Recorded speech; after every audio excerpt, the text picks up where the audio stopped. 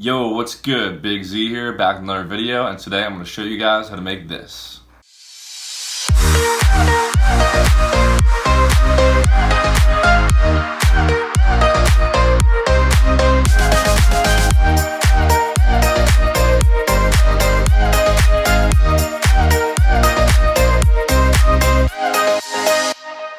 So the track is KYGO's latest single, Born to Be Yours. It's got all his classic leads and stuff in there, so let's get right into how it's made.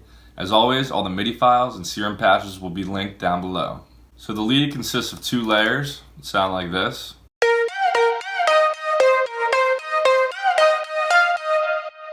So here's what the main layer sounds like.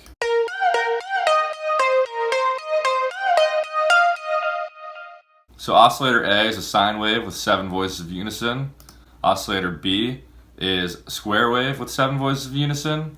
Then I have this envelope here affecting a few different things. So the envelope is modulating the D tune of both oscillator A and B. Then I have pulse width modulation turned on for oscillator A and B as well. And what that does is give the sound a way more plucky sound like KYGO's leads have.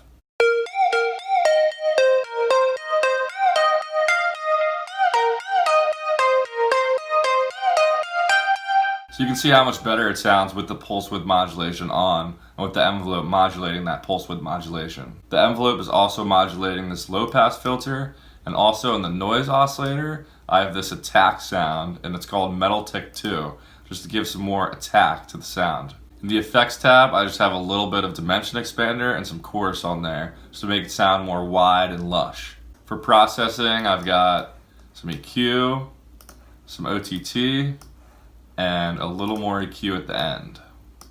So I then layered the sound with a lower sound in the mix that you can barely hear, but it's a pan flute.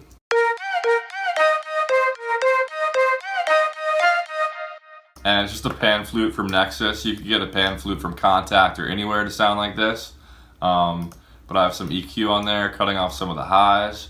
I have some OTT on there as well, cutting off even more of the highs and compressing it. So it wouldn't be a classic KYGO lead without some pitch bend, so you want to go wherever the pitch bend automation is in your DAW and make sure that you pitch bend some of the notes.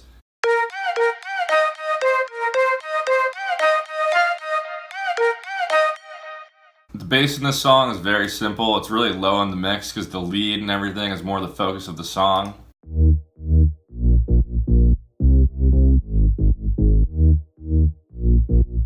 So the first layer is just a saw wave with 1 voice of unison. It's got this envelope affecting the low pass filter. In the effects section, just got a little bit of tube distortion on there. This filter's not even on. And then I have some compression and a little bit of distortion in chorus like I always do on my basses. And then I have some EQ that's cutting off a lot of the high end to make room for the leads and the piano and guitar and stuff like that. So that first bass is just right in the middle of the mix. I also have a stereo bass layer to widen it up a little bit. And that's just a saw wave that's an octave up from the last bass with 4 voices of unison and a little bit of detune.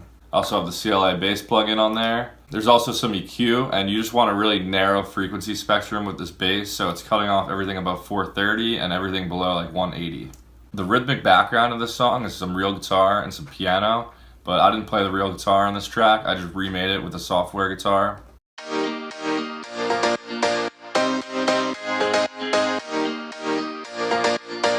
So the piano is from Nexus. It's Dance Piano 2K7, which is a really popular piano from Nexus. And I've got some EQ on there, some OTT on there, cutting off some more highs. And I've also got some dimension expander on there. I use the Ozone Imager for that. And then I've got a little more EQ, just cutting off some annoying frequencies around 3,000, 4,000 hertz. And here's the guitar. The guitar is a Contact guitar. It's in band guitar, and then it's the nylon guitar setting. And I'm just gonna gloss over the effects I have on here because there's a ton of them.